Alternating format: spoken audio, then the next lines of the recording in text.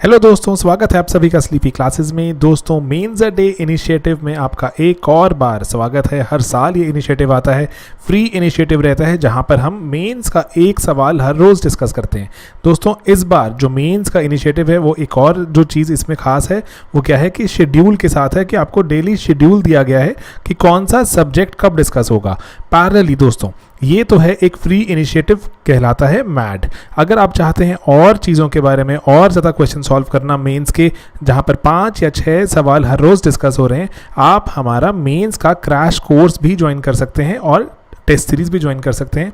दोस्तों, ये सभी कुछ हमारी वेबसाइट sleepyclasses.com पर अवेलेबल है। अगर आप मेंस दे रहे हैं और थोड़ा सीरियस अटेम्प्ट देना चाहते हैं, डेफिनेटली ज्वाइन कीजिए। बहुत ही कॉस्ट इफेक्टिव तरह से आपके लिए हम बेस्ट कंटेंट अवेलेबल करवा रहे हैं। तो चलिए दोस्तों, देखते हैं आज का सवाल। हेलो दोस्तों, स्वागत है आप सभी का स्लीपी क्लासेस में। दोस्तों, 2-3 कॉन्सेप्ट्स को मिक्स करके क्वेश्चन बनाया कि बहुत जैसे कैसे इसको हम डील करें एट्सेट्रा। तो जनरली जो ऐसे जो हमें सवाल मिलते हैं जहाँ पे 2-3 कॉन्सेप्ट्स मिक्स हो जाते हैं, तो मेरे हिसाब से रिलेटिवली ईजियर होते हैं अटेम्प्ट करने, क्योंकि बहुत सारा कंटेंट होता है हमारे पास। उस कंटेंट को बस हमें स्ट्रक्चर में डालना है ढंग से। अगर स्ट्रक्चर में ढंग से डल गया तो बन गई बात, ठीक है। तो यहाँ पे क्वेश्चन कह रहा था कि मैन्युफैक्चरिंग, भारत में देखो मैन्युफैक्चरिंग को लेके हर सरकार आई है, बहुत बड़े बड़े वादे किए, लेकिन कुछ खास कदम उठा नहीं पाई। तो यहाँ पर हम इसको जोड़ रहे हैं किससे? लैंड रिफॉर्म से, कि मैन्युफैक्चरिंग देश में नहीं होने वाली है हमारे अगर हम लैंड रिफॉर्म्स नहीं करेंगे। अरे लैंड रिफॉर्म से, लेकिन आप सोच रहे हैं कि ये तो एग्रीकल्चर से जुड़ा हुआ है। सर, लैंड रिफॉर्म एग्रीकल्चर से जुड़ा हुआ है, मैन्युफैक्चरिंग से भी जुड़ा हुआ है। साइड ही पॉइंट पढ़ते हैं, लेकिन यूपीएससी की यही आदत है, जो साइड ही पॉइंट है उसी को बड़ा सवाल बना के पूछ लेता है और एकदम से जाके हम एग्जाम में जाके वी गेट परप्लेक्स्ड, ठीक है। तो हम जाके एग्जाम में बाफल्ड ना हो, तंग ना हो, तो इसीलिए हम यहाँ पर सवाल करते हैं। मैन्युफैक्चरिंग वो कह रहे हैं भारत में नहीं होने वाली जब तक हम लैंड रिफॉर्म्स नहीं करते। क्या आप इस पर अग्री करते हैं? तो आपको इसका आंसर ऐसे नहीं बोलना होता येस सर आई अग्री, या फिर ऐसे नहीं लिखना होता no sir I don't agree. आपको इलैबोरेट करना है, ठीक है। तो ये बात समझ गए आप? ओके। तो सबसे पहले स्ट्रक्चर, बिल्कुल कंटेंट हमारे पास बहुत सारा होता है इसका, लेकिन अगर हमें स्ट्रक्चर बनाना आ गया कहानी बन जाएगी। स्ट्रक्चर में क्या है? पहला कि भारत ने क्या क्या कदम उठाए अभी तक मैन्युफैक्चरिंग को लेकर, जो कोई रीसेंट कदम उठा दो, ठीक है। नेशनल पॉलिसी एट्सेट्रा पे जाने की जो कोई खास रिक्वायरमेंट नहीं है, रीसेंट कदम बता दो कि मैन्युफैक्चरिंग को लेकर सरकार ने कदम उठाए। एंड देन कैसे लैंड लेकिन एक हिंड्रेंस बनकर आई, ये अचीव नहीं हो पाए। एंड देन कुछ रिफॉर्म्स एंड क्या हम और भी कर सकते हैं, ठीक है। सिंपल रखें, ठीक है, कि मैन्युफैक्चरिंग को लेकर भारत ने क्या किया और उसके कारण कैसे लैंड उसमें एक हिंड्रेंस आती है। करने के हमारे सपने बहुत है लेकिन लैंड नहीं मिल पाई। एंड देन रिफॉर्म क्या कर सकते हैं, and then way ahead. Alright, okay. आप मेक इन इंडिया से शुरू कीजिए। मेक इन इंडिया अब हो गया 5-6 साल पुराना, तो कितने भी हो गए ना, 2014 में शुरू हुआ था। तो मेक इन इंडिया शुरू करो। उसके बाद लेकिन कोविड-19 पर बात भी ले आओ कि कैसे चाइना में मैन्युफैक्चरिंग होती है, लेकिन अब चाइना पे डिपेंडेंसी लोगों को पसंद भी नहीं आ रही, दुनिया को पसंद नहीं आ रही। वो चाहते हैं कि हमारी मैन्युफैक्चरिंग यूनिट्स डाइवर्सिफाई हो जाएं। बहुत बड़ी अपॉर्चुनिटी है इंडिया को एक डेस्टिनेशन बन के आने के लिए, एक फेवरेबल इकोसिस्टम देना होगा। At the same time manufacturing जो साइट्स होती हैं दोस्तों, उसमें हमें बताना पड़ेगा हमारे एग्जामिनर को कि लार्ज पीसेज ऑफ लैंड लगते हैं। ऐसे नहीं है कि ना कि एक छोटी सी ज़मीन दे दी उस पर बन गया, नहीं, लार्ज पीसेस ऑफ लैंड लगेंगे, ह्यूज जो मैन्युफैक्चरिंग के लिए जगह चाहिए। तो उसके लिए हमें लैंड रिफॉर्म करनी पड़ेगी। तो भारत ने एक लैंड पूल तैयार की है अभी साइज ऑफ लक्समबर्ग, और उसमें काफ़ी जो लैंड को डाला गया है जो मैन्युफैक्चरिंग के लिए हम लैंड रिजर्व करते जा रहे हैं। तो लेट्स सी कि कितना काम करेगा। तो इसलिए ये टॉपिक इंपॉर्टेंट भी है। तो लेकिन दोस्तों, हम अब यहाँ शुरू करते हैं कि कैसे लैक ऑफ लैंड रिफॉर्म से मैन्युफैक्चरिंग को रोक दिया उन्होंने। सबसे पहली बात तो हम बताएं कि लैंड पॉलिसी अगर हम देखें तो वेरियस फेजेस से गुजरी हमारे देश में, हमारे देश की पॉवर्टी को, हमारे देश के डेवलपमेंट को, सबको इम्पैक्ट करती है। एंड इसीलिए इन्वेस्टमेंट डिसीजन को भी इम्पैक्ट करती है कि कैसे हमें इंडिया में इन्वेस्ट करना है या नहीं करना। ओके। सबसे पहली बात दोस्तों, यहाँ पे हम बोलें कि जो चैलेंजेस क्या क्या विटनेस करने पड़ते हैं कि एक्विजिशन ऑफ लैंड बहुत बड़ा हिंड्रेंस है। एंटरप्राइजेज इंडिया में इन्वेस्ट करती हैं, हम एग्जांपल्स भी बताएंगे यहाँ पर, जो अकॉर्डिंगली जो भारत में इन्वेस्ट करके कुछ खास नहीं कर पाए क्योंकि लैंड ही नहीं मिला।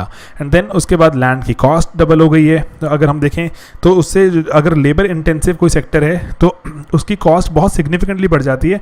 तो जो प्रोडक्ट्स फिर कंपेरेटिव नहीं रहते, है ना। अगर हमने इतनी महंगी ज़मीन पर कुछ प्रोडक्शन शुरू करी है, कंपनी कैसे रिकवर करेगी? अपने प्रोडक्ट्स को महंगा करना पड़ेगा, ठीक है। तो इसी कारण लैंड रिकॉर्ड्स की बात करें, वो भी बहुत फ्रेगमेंटेड एंड डिसऑर्गेनाइज्ड हैं। एंड देन उसके बाद अगर कोई जुडिशियल, अगर कोई डिस्प्यूट आ जाता है, जुडिशरी में चला जाए हमारा डिस्प्यूट, पेंडेंसी ही इतनी ज़्यादा है। अगर कोर्ट ऑर्डर दे दे फेवर में तो इन्फोर्समेंट नहीं हो पाती उसकी, और जो जुडिशियल कैपेसिटी बहुत लिमिटेड है। तो इसी कारण से बहुत चिंता का शिकार रहते हैं सारे के सारे जो कंपनी वाले देश में, कि अगर आप लैंड के किसी चक्कर में फंस गए तो बस फंस गए, फिर फंसे रहोगे। ठीक है। एंड देन जो हमारे जो एग्जिस्टिंग लैंड लॉज हैं उनको रैशनलाइज, मतलब कि इस तरह से वक्त के साथ नहीं चल रहे, वो पहले आर्केइक चलते जा रहे हैं, उसी के हिसाब से ही लैंड की सारी ट्रांजैक्शंस होती हैं। लैंड ग्रैबिंग, अगर किसी कंपनी ने लैंड को अगर जो मान लो कि अपने खरीद कर रखा हुआ था कि फ्यूचर में यहाँ प्रोजेक्ट लगाएंगे, तो वहाँ पर लेट्स से कि अगर कोई जैसे लैंड स्क्वाट बोलते हैं ना, कि कोई आके बैठ गया उस ज़मीन पर, ठीक है, या फिर किसी ने और ने हड़प ली, तो वो उसको छुड़ाना बहुत मुश्किल हो जाता है। कंपनीज की बहुत सारी वहीं पर ही जो प्रोजेक्ट्स वगैरह स्टॉल हो जाते हैं, ठीक है। तो फेक डॉक्यूमेंट्स बनवा लेना, मसल मनी पावर, जो ये सभी चीज़ें चलती रहती हैं। एंड देन दोस्तों आप बताएंगे कि जो बहुत सारी फैक्ट्रीज लगाई जाती हैं वो शेड्यूल्ड ट्राइब के इलाकों में लगाई जाती हैं, उनके राइट्स की वायलेशन भी हो जाती है। वो उनके पास, अभी हम बोलें कि जो स्टैंडर्ड हमारी बात हम जो बोलते हैं कि उनके पास वॉइस नहीं है, उनके साथ अगर कोई ज़ाती होती भी है तो वो लोगों तक वो बात पहुंचाने का उनके पास जरिया ही नहीं है, कोई सुन नहीं पाता उनकी बात, ठीक है। तो इसीलिए हम यहाँ पे जैसे मैंने टीचर्स नोट डाल दिया कि जैसे उनके पास हम बोलते हैं, जैसे जो वर्ड होता है, जो आर्टिकल में भी लिखा हुआ था, ये वाला जो भी whatever that usufructuary usufructuary land rights नहीं है इनके पास। यूसुफ्रक्चुरी लैंड राइट्स क्या होते हैं? दो शब्दों से बना हुआ है। एक तो यूसस मतलब यूज़, कि जनरली हमारे पास जो शेड्यूल्ड ट्राइब्स को लेके जो ट्रेडिशनल फॉरेस्ट ड्वेलर्स, जिसको हम फॉरेस्ट राइट्स एक्ट भी कहते हैं, तो उसके तहत जो शेड्यूल्ड ट्राइब्स हैं उनके पास लैंड का राइट है।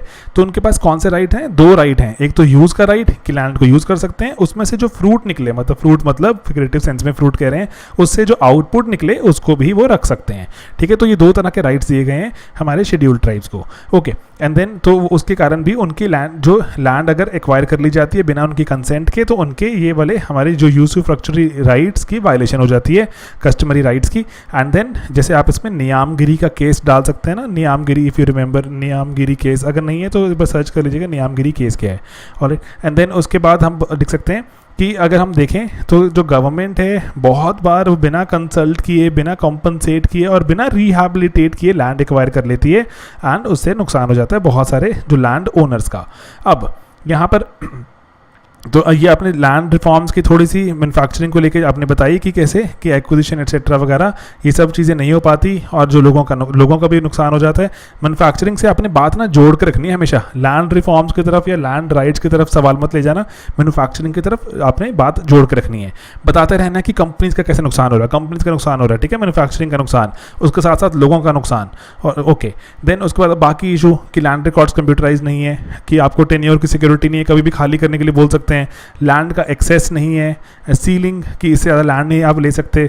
बहुत सारे जो भूदान हुआ था उसमें सर्टिफिकेट्स में लैंड एक्वायर करने की कोशिश करते हैं, जो क्योंकि जनरली जो एक आप पढ़ेंगे शायद क्रिटिसिज्म हुआ था भूदान का, यही था कि जो भूदान में ज़मीन आई थी वो ज़मीन जो जनरली उपजाऊ ज़मीन ज़्यादा नहीं थी, तो इसीलिए उसको मैन्युफैक्चरिंग के लिए यूज़ करने का प्लान किया। तो अब बहुत से लोगों ने फेक जो इसके डॉक्यूमेंट्स बनाए, तो ये न्यूज़ में था इसलिए यहाँ पॉइंट डाल दिया। एंड जो अनकल्टिवेबल लैंड थी उसको बेचना शुरू कर दिया फेक सर्टिफिकेट बनाकर कि ये तो भूदान की ज़मीन है, अकॉर्डिंगली पैसे भी लोगों ने लेने शुरू कर दिए कि हमें तो चाहे किसी और के नाम पे लिखी हुई है लेकिन हमें तो दान में मिली थी, ठीक है, तो इसलिए आप हमें कंपनसेट कीजिए, तो कंपनीज का नुकसान हो जाता है ऐसे, ओके। देन आप एग्जांपल्स ले सकते हैं, जैसे इंडिया में पॉस्को का एग्जांपल है कि जहाँ पर जो साउथ कोरिया की स्टील कंपनी है पॉस्को, उसने बहुत सारा पैसा लगाने की बात की थी, बिगेस्ट एफडीआई थी इंडिया की, लेकिन वो कभी जो पूरी नहीं हो पाई क्योंकि लैंड ही नहीं मिल पाई उसके जो माइनिंग और स्टील प्लांट के लिए। एंड देन जो हमारा जो फ्रेट कॉरिडोर बना रहे हैं डीएफसी, डेडिकेटेड फ्रेट कॉरिडोर, उसके लिए वो भी इतना स्लो चल रहा है क्योंकि लैंड एक्वायर नहीं हो पाती। इनफैक्ट आप लिख सकते हैं कि जो हमारा इंफ्रास्ट्रक्चर है, जो कि बहुत ज़्यादा ज़रूरी है हमारी मैन्युफैक्चरिंग के लिए, है ना, चीज़ों को जोड़ने की ट्राई करनी है, बस आंसर यही तो होते हैं। इंफ्रास्ट्रक्चर है जो कि बहुत ज़रूरी है मैन्युफैक्चरिंग के लिए, वो भी हमारा इंफ्रा थोड़ा सब स्टैंडर्ड रह जाता है क्योंकि हमें लैंड नहीं मिल पाती। फॉर एग्जांपल रेल्स का, ठीक है, हमारी national highway authority of India भी कहता है कि उसको लैंड एक्वायर करने में बहुत ज़्यादा दिक्कत आती है सड़कें बनाने के लिए, ठीक है दोस्तों। तो आपने ये कुछ बताई दिक्कतें, उसके बाद आपने बताया कि लैंड जो ओनरशिप का भी आप थोड़ा एक्स्ट्रा पॉइंट्स हैं, ठीक है, तो वो भी काफ़ी कॉम्प्लिकेटेड है एक्विजिशन का प्रोसेस। जो लार आ गया था, लार है ना, LAR याद है आपको, जो right to fair compensation and transparency in land acquisition rehabilitation and resettlement act, जिसको हम प्यार से लार एक्ट कहते हैं। तो लार एक्ट तो यूपीएससी सवाल पूछ चुका है वैसे, ठीक है। तो लार एक्ट ने भी जो प्राइसेस बढ़ा दिए बहुत ज़्यादा लैंड के, 4 गुना कर दिया। अगर आपको जो वहाँ पर जिसको सर्कल रेट कहते हैं, सर्कल रेट से 4 गुना प्राइस देना होगा कंपनी को रूरल एरियाज़ में, एंड 2 गुना देना होगा कहाँ पर, अर्बन एरियाज़ में। तो उससे हुआ क्या कि जो कॉस्ट बहुत ज़्यादा बढ़ गई ज़मीन की एंड कंपनीज ने लैंड एक्वायर करना बंद कर दिया। तो और सिंस रूरल एरियाज़ में 4 गुना देना था, अर्बन एरियाज़ में 2 गुना, तो बहुत सारी कंपनीज ने सोचा कि हमें अर्बन एरियाज़ के आसपास ही हमें कहीं फैक्ट्री लगानी चाहिए, तो हमें जाना नहीं चाहिए रूरल एरिया में, क्योंकि वहाँ पे ज़मीन बहुत महंगी हो गई। तो इसी कारण से जो रीजनल डिस्पैरिटी बढ़ने की भी रिपोर्ट्स हैं यहाँ पर कि अर्बन एरियाज़ में ही फर्दर डेवलपमेंट हो गई, रूरल एरिया में जाना बंद कर दिया कंपनीज ने, आर्टिकल में ऐसा लिखा है। ओके, देन दोस्तों यहाँ पर लैंड एक्विजिशन का प्रोसेस कॉम्प्लिकेटेड हो गया है ना। और देन जो हमारे पास सोशल इम्पैक्ट असेसमेंट है कि certain percentage of people shall say yes कि हाँ हमें ज़मीन एक्वायर करवानी है, उसी के बाद ज़मीन एक्वायर होती है, तो वो भी उससे प्रोसेस बहुत लंबा हो गया है ना। जो एंड देन उसके बाद जो सरकार ने 2015 में अमेंडमेंट्स की थी जो टू लार कि कुछ किसी तरह के जो 5 तरह के प्रोजेक्ट्स थे जिसमें ऐसा ये नहीं करना था, उसके लिए इजाज़त दी थी, लेकिन रिजल्ट्स उसके कुछ कंपनीज तो वेलकम किया था, लेकिन रिजल्ट्स कुछ खास उसके भी नहीं है। ओके, जैसे कुछ कंपनीज ने बोला कि हाँ ठीक है अच्छा हुआ, लेकिन बहुत सारे लोगों ने जैसे जो इंफ्रा वगैरह तो उसमें थोड़ा तेज़ हुआ, लेकिन मैन्युफैक्चरिंग में कोई बूस्ट नहीं आया। ठीक है, ओके, देन तो लैंड रिफॉर्म और मैन्युफैक्चरिंग के लिए कुछ करना तो पड़ेगा, है ना, कुछ वे फॉरवर्ड बताना पड़ेगा। तो इसीलिए अगर हमें मैन्युफैक्चरिंग का शेयर इंक्रीज करना है, एम्प्लॉयमेंट, लेबर प्रोडक्टिविटी एक्सेट्रा बढ़ानी है, तो हमें लैंड रिफॉर्म्स तो करने ही होंगे। ठीक है, एंड इसमें सबसे पहला कदम उठा सकती है सरकार खुद, रेलवेज एक्सेट्रा, बहुत सारी सरकारी कंपनीज हैं, इनके पास वास्ट पूल ऑफ लैंड पड़ा हुआ है, बहुत ज़्यादा। आप रेलवेज का एग्जाम्पल लिख सकते हैं। तो इसीलिए अगर वो उसको अगर बेचते हैं मार्केट में, तो एक तो मार्केट में थोड़ी लैंड मिलेगी, है ना, जो कंपनीज को लैंड एक्वायर करने का मौका मिलेगा, क्योंकि उसमें कोई डबल क्लेम नहीं है ना, किसी का क्लेम नहीं है, सिर्फ सरकार का क्लेम है। तो एंड देन उसके बाद जो कंपनीज भी पैसा कमा सकती हैं। एंड देन जो सिटीज़ को भी ऐसे लॉ बनाने पड़ेंगे कि ज़रूरी नहीं है ना कि हर एक जो आपने पर्पस पहले सोचा था कि उसी पर्पस के लिए ही वहाँ पर ज़मीन बन सकती है, जो उसी के लिए यूज़ होगी। तो लैंड चेंज, जो हम CLU बोलते हैं, चेंज ऑफ लैंड यूज़, उसको लॉज को भी थोड़ा लिबरल करना पड़ेगा, ताकि अगर मैन्युफैक्चरिंग वगैरह के प्लांट कुछ लगाने की बात हो रही है तो लोगों को एम्प्लॉयमेंट मिलेगी उससे। ऐसे कुछ कंसिडरेशन देखकर हमें जो CLU एक्सेट्रा की हम दे सकते हैं परमिशंस। एंड देन दोस्तों यहाँ पे जैसे बात होती है कि अर्बनाइजेशन की अगर हम बात करें, तो अर्बनाइजेशन जो होती है वो ग्रेजुअली स्प्रेड होते जाती है, आसपास के जो एग्रीकल्चरल इलाके हैं वो भी अर्बनाइज होते जाते हैं। तो इसीलिए जो एग्रीकल्चरल लैंड है उसको भी कैसे कन्वर्ट कर सकते हैं in certain cases for manufacturing, उस पर भी एक पॉलिसी होनी चाहिए। एंड देन जो हमारी ये जो एक स्टैंडर्ड प्रैक्टिस है कि जो ज़मीन में पैसा जो होता है ना, जो जिसको बोलते हैं ब्लैक मनी, तो ब्लैक मनी रियल एस्टेट में लगा दिया जाता है, उससे लैंड प्राइसेस बढ़ जाती हैं बिना बात के।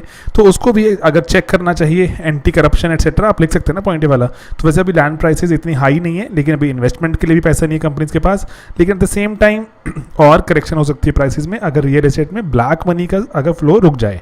एंड देन जो लैंड एक्विजिशन एक्ट को रिफॉर्म करना चाहिए, ताकि लैंड एक्वायर करने की स्पीड भी जो तेज़ हो एंड प्राइसेस भी थोड़ा नॉमिनल हो जाए। एट द सेम टाइम अगर हमें ग्लोबल सप्लाई चेन्स का मैन्युफैक्चरिंग का पार्ट बनना है, तो हमें स्टेट्स ऐसी घोषित करनी पड़ेंगी जो कि स्पेसिफिकली फोकस्ड रहेंगी किस पे, मैन्युफैक्चरिंग पे। For example there are certain states जो कि एग्रीकल्चर पे फोकस्ड हैं, but they can also be certain states जो मैन्युफैक्चरिंग पे फोकस्ड रहें, ताकि देश में एक थोड़ी कॉन्सेंट्रेटेड या फिर बोलूँ कि एक स्पेसिफिक तरह की पॉलिसी बनाई जा सके फॉर मैन्युफैक्चरिंग, कि किसी स्पेसिफिक तरह के स्टेट्स के साथ ही जो डील या ट्रांजैक्ट करती हो। तो इसलिए आप अंत में कंक्लूड कर सकते हैं कि हमारे पास बहुत सारी चीज़ें हैं जो कि हमारे लिए मैन्युफैक्चरिंग के लिए बहुत पॉजिटिव हैं। इकोसिस्टम राइट करने की ज़रूरत है, क्लियरेंसेस को राइट करने की ज़रूरत है, लैंड को लेकर ट्रांसपेरेंट पॉलिसी होनी चाहिए, कंसिस्टेंट पॉलिसी, एंड जो एडमिनिस्ट्रेटिव मैनुअल्स को हमें अपग्रेड करना होगा लैंड के। जो बहुत सारे एक्ट्स आते हैं, बहुत सारी जुडिशियल अनाउंसमेंट्स जो होती हैं, जो प्रोनाउंसमेंट्स होती हैं, वो सभी हमारे लेकिन एडमिनिस्ट्रेटिव मैनुअल्स में नज़र नहीं आती। आप ज़मीन वगैरह से कुछ काम करना चाहते हैं, कुछ एक्वायर करना चाहते हैं, तो वो आप बोलते हैं कि लेटेस्ट सुप्रीम कोर्ट रूलिंग है, लेकिन वो लोग नहीं मानते क्योंकि हम उनके एडमिनिस्ट्रेटिव मैनुअल तक वो बात पहुंची नहीं है। तो उसको भी कंसिस्टेंटली रेगुलरली अपडेशन की रिक्वायरमेंट है। और बहुत सारी मिनिस्ट्रीज़ में कोऑर्डिनेशन की, जैसे मिनिस्ट्री ऑफ लॉ, ठीक है, जो हमारी जो लैंड रिकॉर्ड्स वाली डिपार्टमेंट्स हैं स्टेट में, एंड देन एनवायरनमेंट मिनिस्ट्री हमारी, स्टेट के फॉरेस्ट डिपार्टमेंट्स, स्टेट का रेवेन्यू डिपार्टमेंट, तो इन सभी जो चीज़ों में कोऑर्डिनेशन की बहुत ज़्यादा जो रिक्वायरमेंट है कि एक दूसरे पर ही ये सवालिया निशान ना बनाते रहें एंड कॉन्फ्लिक्टिंग जो ये व्यूज़ लाते रहते हैं कि आपके पास ये सर्टिफिकेट नहीं है, वो डॉक्यूमेंट नहीं है, तो उसके कारण लैंड रिफॉर्म जो लैंड एक्विजिशन स्लो हो जाती है, मैन्युफैक्चरिंग टेक ऑफ ही नहीं कर पाती। एंड इसीलिए ओवरऑल आप क्या बोलेंगे, अगर बैकवर्ड फॉरवर्ड लिंकेज बनानी है तो सभी चीज़ों को साथ ही काम करना होगा, लेबर लॉज एक्सेट्रा पर भी काम करना होगा। सिर्फ लैंड रिफॉर्म सही करने से नहीं होगा, बाकी चीज़ों पर भी काम करना होगा। हॉलिस्टिक आंसर बन सकता है और मुश्किल सवाल है अदरवाइज, लेकिन सिंप्लीफाई हो सकता है क्योंकि दो टॉपिक्स हैं, उनको जोड़ें, दो टॉपिक्स को जोड़कर उनकी कॉमनैलिटीज़ निकालें एंड आंसर बनाएं। ठीक है, तो इसीलिए थोड़ा बेसिक सा रिपीट करता हूं मैं कि इंडिया ने क्या क्या किया मैन्युफैक्चरिंग में, देन कैसे लैंड हिंड्रेंस रही, आप वेरियस एस्पेक्ट्स देखे हमने, क्या क्या रिफॉर्म कर सकते हैं। ठीक है, रिफॉर्म जो किए गए जैसे जो लार एटसेट्रा रिफॉर्म से, लेकिन कैसे उनके कारण भी दिक्कतें आ गई, तो अभी हम आगे क्या कर सकते हैं। ऑलराइट, तो एग्जाम्पल्स कोट करें और उसके बाद एग्जाम्पल से अपने पॉइंट को प्रूव करें। तो यही सिंपल सा एक अटेम्प्ट रहता है, स्ट्रक्चर बनाना जैसे ही हमें आ गया, हमारी आधी कहानी आसान हो जाती है। ठीक है दोस्तों, चलिए मिलते हैं अपने अगले वीडियोस में बहुत ही जल्द। Bye bye, take care. Hello दोस्तों, स्वागत है आप सभी का स्लीपी क्लासेस में। दोस्तों 2-3 कॉन्सेप्ट्स को मिक्स करके क्वेश्चन बनाया कि बहुत जैसे कैसे इसको हम डील करें एट्सेट्रा। तो जनरली जो ऐसे जो हमें सवाल मिलते हैं जहाँ पे 2-3 कॉन्सेप्ट्स मिक्स हो जाते हैं, तो मेरे हिसाब से रिलेटिवली ईजियर होते हैं अटेम्प्ट करने, क्योंकि बहुत सारा कंटेंट होता है हमारे पास। उस कंटेंट को बस हमें स्ट्रक्चर में डालना है ढंग से। अगर स्ट्रक्चर में ढंग से डल गया तो बन गई बात। ठीक है, तो यहाँ पे क्वेश्चन कह रहा था कि मैन्युफैक्चरिंग, भारत में देखो मैन्युफैक्चरिंग को लेके हर सरकार आई है, बहुत बड़े बड़े वादे किए, लेकिन कुछ खास कदम उठा नहीं पाई। तो यहाँ पर हम इसको जोड़ रहे हैं किससे, लैंड रिफॉर्म से, कि मैन्युफैक्चरिंग देश में नहीं होने वाली है हमारे अगर हम लैंड रिफॉर्म्स नहीं करेंगे। अरे लैंड रिफॉर्म से, लेकिन आप सोच रहे हैं कि ये तो एग्रीकल्चर से जुड़ा हुआ है। सर लैंड रिफॉर्म एग्रीकल्चर से जुड़ा हुआ है, मैन्युफैक्चरिंग से भी जुड़ा हुआ है। साइड ही पॉइंट पढ़ते हैं, लेकिन यूपीएससी की यही आदत है, जो साइड ही पॉइंट है उसी को बड़ा सवाल बना के पूछ लेता है और एकदम से जाके हम एग्जाम में जाके वी गेट परप्लेक्स्ड। ठीक है, तो हम जाके एग्जाम में बाफल्ड ना हो, तंग ना हो, तो इसीलिए हम यहाँ पर सवाल करते हैं। मैन्युफैक्चरिंग वो कह रहे हैं भारत में नहीं होने वाली जब तक हम लैंड रिफॉर्म्स नहीं करते। क्या आप इस पर अग्री करते हैं? तो आपको इसका आंसर ऐसे नहीं बोलना होता येस सर आई अग्री, या फिर ऐसे नहीं लिखना होता no sir I don't agree. आपको इलैबोरेट करना है। ठीक है, तो ये बात समझ गए आप? ओके, तो सबसे पहले स्ट्रक्चर, बिल्कुल कंटेंट हमारे पास बहुत सारा होता है इसका, लेकिन अगर हमें स्ट्रक्चर बनाना आ गया कहानी बन जाएगी। स्ट्रक्चर में क्या है, पहला कि भारत ने क्या क्या कदम उठाए अभी तक मैन्युफैक्चरिंग को लेकर, जो कोई रीसेंट कदम उठा दो। ठीक है, नेशनल पॉलिसी एटसेट्रा पे जाने की जो कोई खास रिक्वायरमेंट नहीं है, रीसेंट कदम बता दो कि मैन्युफैक्चरिंग को लेकर सरकार ने कदम उठाए। एंड देन कैसे लैंड लेकिन एक हिंड्रेंस बनकर आई, ये अचीव नहीं हो पाए। एंड देन कुछ रिफॉर्म्स एंड क्या हम और भी कर सकते हैं। ठीक है, सिंपल रखें। ठीक है, कि मैन्युफैक्चरिंग को लेकर भारत ने क्या किया और उसके कारण कैसे लैंड उसमें एक हिंड्रेंस आती है, करने के हमारे सपने बहुत है लेकिन लैंड नहीं मिल पाई। एंड देन रिफॉर्म क्या कर सकते हैं, and then way ahead. Alright, okay, आप मेक इन इंडिया से शुरू कीजिए। मेक इन इंडिया अब हो गया 5-6 साल पुराना, तो कितने भी हो गए ना, 2014 में शुरू हुआ था। तो मेक इन इंडिया शुरू करो, उसके बाद लेकिन कोविड-19 पर बात भी ले आओ कि कैसे चाइना में मैन्युफैक्चरिंग होती है, लेकिन अब चाइना पे डिपेंडेंसी लोगों को पसंद भी नहीं आ रही, दुनिया को पसंद नहीं आ रही। वो चाहते हैं कि हमारी मैन्युफैक्चरिंग यूनिट्स डाइवर्सिफाई हो जाएं। बहुत बड़ी अपॉर्चुनिटी है इंडिया को एक डेस्टिनेशन बन के आने के लिए, एक फेवरेबल इकोसिस्टम देना होगा। At the same time manufacturing जो साइट्स होती हैं दोस्तों, उसमें हमें बताना पड़ेगा हमारे एग्जामिनर को कि लार्ज पीसेज ऑफ लैंड लगते हैं। ऐसे नहीं है कि ना कि एक छोटी सी ज़मीन दे दी उस पर बन गया, नहीं, लार्ज पीसेस ऑफ लैंड लगेंगे, ह्यूज जो मैन्युफैक्चरिंग के लिए जगह चाहिए, तो उसके लिए हमें लैंड रिफॉर्म करनी पड़ेगी। तो भारत ने एक लैंड पूल तैयार की है अभी साइज ऑफ लक्समबर्ग, और उसमें काफ़ी जो लैंड को डाला गया है जो मैन्युफैक्चरिंग के लिए हम लैंड रिजर्व करते जा रहे हैं। तो लेट्स सी कि कितना काम करेगा, तो इसलिए ये टॉपिक इंपॉर्टेंट भी है। तो लेकिन दोस्तों हम अब यहाँ शुरू करते हैं कि कैसे लैक ऑफ लैंड रिफॉर्म से मैन्युफैक्चरिंग को रोक दिया उन्होंने। सबसे पहली बात तो हम बताएं कि लैंड पॉलिसी अगर हम देखें तो वेरियस फेजेस से गुजरी हमारे देश में, हमारे देश की पॉवर्टी को, हमारे देश के डेवलपमेंट को, सबको इम्पैक्ट करती है। एंड इसीलिए इन्वेस्टमेंट डिसीजन को भी इम्पैक्ट करती है कि कैसे हमें इंडिया में इन्वेस्ट करना है या नहीं करना।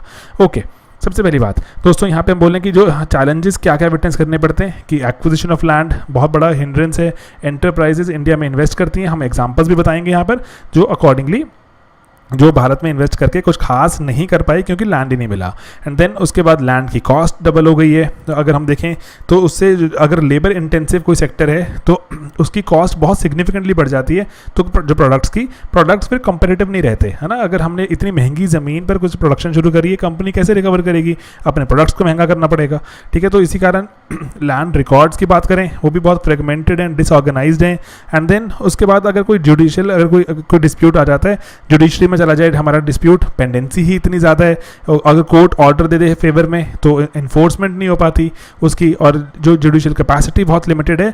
तो इसी कारण से बहुत चिंता का शिकार रहते हैं सारे के सारे जो कंपनी वाले देश में कि अगर आप लैंड के किसी चक्कर में फंस गए तो बस फंस गए, फिर फंसे रहोगे, ठीक है। एंड देन जो हमारे जो एग्जिस्टिंग लैंड लॉज हैं उनको रैशनलाइज, मतलब कि इस तरह से वक्त के साथ नहीं चल रहे, वो पहले आर्केइक चलते जा रहे हैं, उसी के हिसाब से ही लैंड की सारी ट्रांजैक्शंस होती हैं।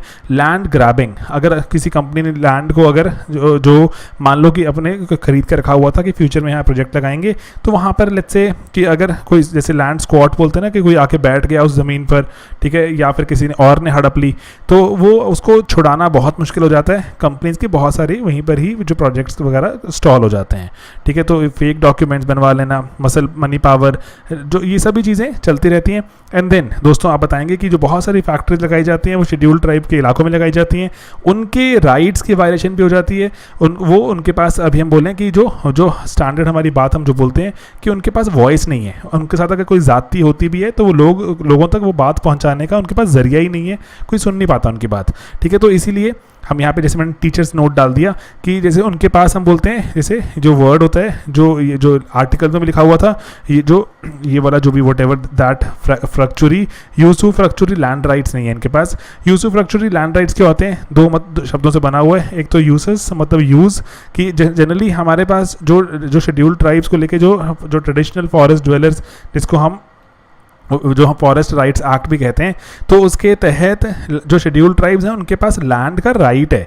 तो उनके पास कौन से राइट हैं, दो राइट हैं। एक तो यूज़ का राइट कि लैंड को यूज़ कर सकते हैं, उसमें से जो फ्रूट निकले, मतलब फ्रूट मतलब फिगरेटिव सेंस में फ्रूट कह रहे हैं, उससे जो आउटपुट निकले उसको भी वो रख सकते हैं, ठीक है। तो ये दो तरह के राइट्स दिए गए हैं हमारे शेड्यूल्ड ट्राइब्स को, ओके। एंड देन तो उसके कारण भी उनकी लैंड अगर एक्वायर कर ली जाती है बिना उनकी कंसेंट के, तो उनके ये वाले हमारे जो यूसुफ्रक्चुरी राइट्स की वायलेशन हो जाती है, कस्टमरी राइट्स की। एंड देन जैसे आप इसमें नियामगिरी का केस डाल सकते हैं ना, Niyamgiri, if you remember Niyamgiri case, अगर नहीं है तो बस सर्च कर लीजिएगा नियामगिरी केस क्या है। और एंड देन उसके बाद हम लिख सकते हैं कि अगर हम देखें तो जो गवर्नमेंट है बहुत बार बिना कंसल्ट किए, बिना कॉम्पनसेट किए और बिना रिहैबिलिटेट किए लैंड एक्वायर कर लेती है, एंड उससे नुकसान हो जाता है बहुत सारे जो लैंड ओनर्स का। अब यहाँ पर तो ये आपने लैंड रिफॉर्म्स की थोड़ी सी मैन्युफैक्चरिंग को लेकर आपने बताई कि कैसे कि एक्विजिशन एटसेट्रा वगैरह ये सब चीज़ें नहीं हो पाती और जो लोगों का भी नुकसान हो जाता है। मैन्युफैक्चरिंग से आपने बात ना जोड़ कर रखनी है हमेशा, लैंड रिफॉर्म्स की तरफ या लैंड राइट्स की तरफ सवाल मत ले जाना, मैन्युफैक्चरिंग की तरफ आपने बात जोड़ कर रखनी है। बताते रहना कि कंपनीज का कैसे नुकसान हो रहा है, कंपनीज का नुकसान हो रहा है, ठीक है, मैन्युफैक्चरिंग का नुकसान, उसके साथ साथ लोगों का नुकसान, और ओके।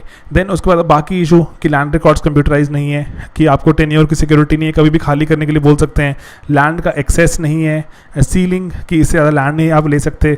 बहुत सारे जो भूदान हुआ था उसमें सर्टिफिकेट्स में लैंड एक्वायर करने की कोशिश करते हैं, जो क्योंकि जनरली जो एक आप पढ़ेंगे शायद क्रिटिसिज्म हुआ था भूदान का, यही था कि जो भूदान में ज़मीन आई थी वो ज़मीन जो जनरली उपजाऊ ज़मीन ज़्यादा नहीं थी, तो इसीलिए उसको मैन्युफैक्चरिंग के लिए यूज़ करने का प्लान किया।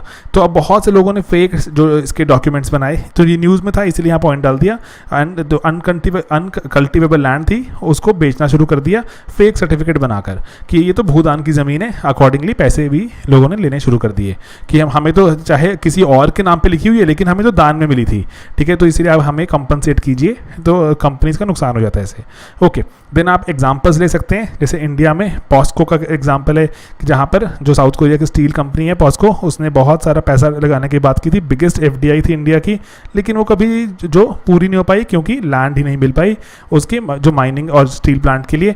एंड देन जो हमारा जो फ्रेट कॉरिडोर बना रहे हैं डीएफसी, डेडिकेटेड फ्रेट कॉरिडोर, उसके लिए वो भी इतना स्लो चल रहा है क्योंकि लैंड एक्वायर नहीं हो पाती।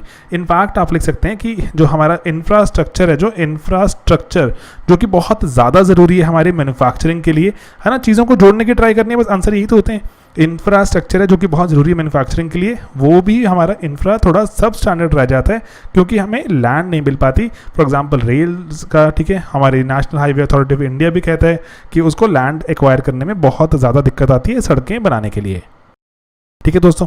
तो आपने ये कुछ बताई दिक्कतें, उसके बाद आपने बताया कि लैंड जो ओनरशिप का भी आप थोड़ा एक्स्ट्रा पॉइंट्स हैं, ठीक है, तो वो भी काफ़ी कॉम्प्लिकेटेड है एक्विजिशन का प्रोसेस। जो लार आ गया था, लार है ना, LAR याद है आपको, जो right to fair compensation and transparency in land acquisition rehabilitation and resettlement act, जिसको हम प्यार से लार एक्ट कहते हैं।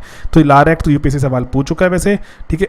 तो लार एक्ट ने भी जो प्राइसेस बढ़ा दिए बहुत ज़्यादा लैंड के, 4 गुना कर दिया। अगर आपको जो वहाँ पर जिसको सर्कल रेट कहते हैं, सर्कल रेट से 4 गुना प्राइस देना होगा कंपनी को रूरल एरियाज़ में, एंड 2 गुना देना होगा कहाँ पर, अर्बन एरियाज़ में। तो उससे हुआ क्या कि जो कॉस्ट बहुत ज़्यादा बढ़ गई ज़मीन की, एंड कंपनीज ने लैंड एक्वायर करना बंद कर दिया। तो और सिंस रूरल एरियाज़ में 4 गुना देना था, अर्बन एरियाज़ में 2 गुना, तो बहुत सारी कंपनीज ने सोचा कि हमें अर्बन एरियाज़ के आसपास ही हमें कहीं फैक्ट्री लगानी चाहिए, तो हमें जाना नहीं चाहिए रूरल एरिया में, क्योंकि वहाँ पे ज़मीन बहुत महंगी हो गई। तो इसी कारण से जो रीजनल डिस्पैरिटी बढ़ने की भी रिपोर्ट्स हैं यहाँ पर कि अर्बन एरियाज़ में ही फर्दर डेवलपमेंट हो गई, रूरल एरिया में जाना बंद कर दिया कंपनीज ने, आर्टिकल में ऐसा लिखा है। ओके, देन दोस्तों यहाँ पर लैंड एक्विजिशन का प्रोसेस कॉम्प्लिकेटेड हो गया है ना। और देन जो हमारे पास सोशल इम्पैक्ट असेसमेंट है कि certain percentage of people shall say yes कि हाँ हमें ज़मीन एक्वायर करवानी है, उसी के बाद ज़मीन एक्वायर होती है।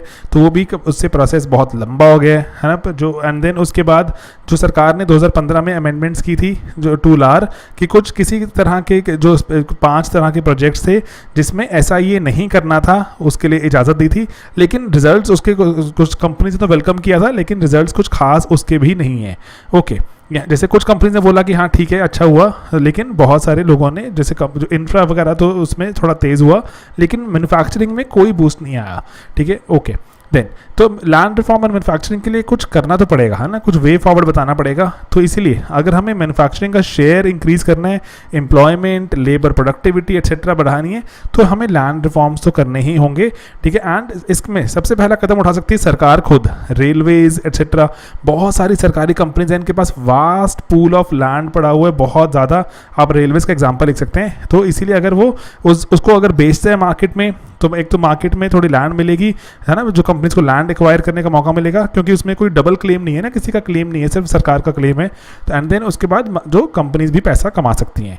एंड देन जो सिटीज़ को भी ऐसे लॉ बनाने पड़ेंगे कि ज़रूरी नहीं है ना कि हर एक जो आपने पर्पस पहले सोचा था कि उसी पर्पस के लिए ही वहाँ पर ज़मीन बन सकती है, जो उसी के लिए यूज़ होगी। तो लैंड चेंज, जो हम CLU बोलते हैं, चेंज ऑफ लैंड यूज़, उसको लॉज को भी थोड़ा लिबरल करना पड़ेगा, ताकि अगर मैन्युफैक्चरिंग वगैरह के प्लांट कुछ लगाने की बात हो रही है तो लोगों को एम्प्लॉयमेंट मिलेगी उससे। ऐसे कुछ कंसिडरेशन देखकर हमें जो CLU एक्सेट्रा की हम दे सकते हैं परमिशंस। एंड देन दोस्तों यहाँ पे जैसे बात होती है कि अर्बनाइजेशन की अगर हम बात करें, तो अर्बनाइजेशन जो होती है वो ग्रेजुअली स्प्रेड होते जाती है, आसपास के जो एग्रीकल्चरल इलाके हैं वो भी अर्बनाइज होते जाते हैं। तो इसीलिए जो एग्रीकल्चरल लैंड है उसको भी कैसे कन्वर्ट कर सकते हैं in certain cases for manufacturing, उस पर भी एक पॉलिसी होनी चाहिए। एंड देन जो हमारी ये जो एक स्टैंडर्ड प्रैक्टिस है कि जो ज़मीन में पैसा जो होता है ना, जो जिसको बोलते हैं ब्लैक मनी, तो ब्लैक मनी रियल एस्टेट में लगा दिया जाता है, उससे लैंड प्राइसेस बढ़ जाती हैं बिना बात के। तो उसको भी अगर चेक करना चाहिए, एंटी करप्शन एक्सेट्रा आप लिख सकते हैं ना पॉइंट वाला। तो वैसे अभी लैंड प्राइसेस इतनी हाई नहीं है, लेकिन अभी इन्वेस्टमेंट के लिए भी पैसा नहीं है कंपनीज के पास, लेकिन एट द सेम टाइम और करेक्शन हो सकती है प्राइसेस में अगर रियल एस्टेट में ब्लैक मनी का अगर फ्लो रुक जाए। एंड देन जो लैंड एक्विजिशन एक्ट को रिफॉर्म करना चाहिए, ताकि लैंड एक्वायर करने की स्पीड भी जो तेज़ हो एंड प्राइसेस भी थोड़ा नॉमिनल हो जाए। एट द सेम टाइम अगर हमें ग्लोबल सप्लाई चेन्स का मैन्युफैक्चरिंग का पार्ट बनना है, तो हमें स्टेट्स ऐसी घोषित करनी पड़ेंगी जो कि स्पेसिफिकली फोकस्ड रहेंगी किस पे, मैन्युफैक्चरिंग पे। For example there are certain states जो कि एग्रीकल्चर पे फोकस्ड हैं, बट दे कैन ऑल्सो भी सर्टन स्टेट्स जो मैन्युफैक्चरिंग पे फोकस्ड रहें, ताकि देश में एक थोड़ी कॉन्सेंट्रेटेड या फिर बोलूँ कि एक स्पेसिफिक तरह की पॉलिसी बनाई जा सके फॉर मैन्युफैक्चरिंग, कि किसी स्पेसिफिक तरह के स्टेट्स के साथ ही जो डील या ट्रांजैक्ट करती हो। तो इसलिए आप अंत में कंक्लूड कर सकते हैं कि हमारे पास बहुत सारी चीज़ें हैं जो कि हमारे लिए मैन्युफैक्चरिंग के लिए बहुत पॉजिटिव हैं। इकोसिस्टम राइट करने की ज़रूरत है, क्लियरेंसेस को राइट करने की ज़रूरत है, लैंड को लेकर ट्रांसपेरेंट पॉलिसी होनी चाहिए, कंसिस्टेंट पॉलिसी, एंड जो एडमिनिस्ट्रेटिव मैनुअल्स को हमें अपग्रेड करना होगा लैंड के। जो बहुत सारे एक्ट्स आते हैं, बहुत सारी जुडिशियल अनाउंसमेंट्स जो होती हैं, जो प्रोनाउंसमेंट्स होती हैं, वो सभी हमारे लेकिन एडमिनिस्ट्रेटिव मैनुअल्स में नज़र नहीं आती।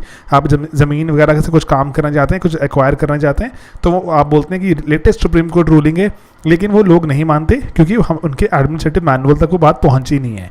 तो उसको भी कंसिस्टेंटली रेगुलरली अपडेशन की रिक्वायरमेंट है।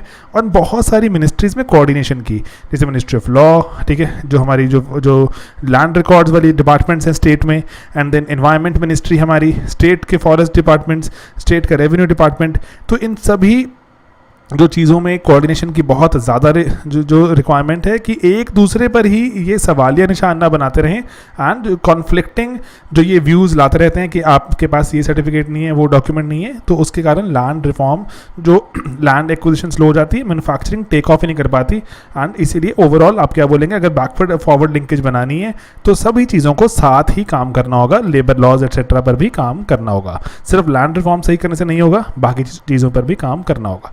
हॉलिस्टिक आंसर बन सकता है और मुश्किल सवाल है अदरवाइज, लेकिन सिंप्लीफाई हो सकता है क्योंकि दो टॉपिक्स हैं, उनको जोड़ें, दो टॉपिक्स को जोड़कर उनके कॉमनैलिटीज़ निकालें एंड आंसर बनाएं। ठीक है, तो इसीलिए थोड़ा बेसिक सा रिपीट करता हूं मैं कि इंडिया ने क्या क्या किया मैन्युफैक्चरिंग में, देन कैसे लैंड हिंड्रेंस रही, आप वेरियस एस्पेक्ट्स देखे हमने, क्या क्या रिफॉर्म कर सकते हैं। ठीक है, रिफॉर्म जो किए गए जैसे जो लार एटसेट्रा रिफॉर्म से, लेकिन कैसे उनके कारण भी दिक्कतें आ गई, तो अभी हम आगे क्या कर सकते हैं।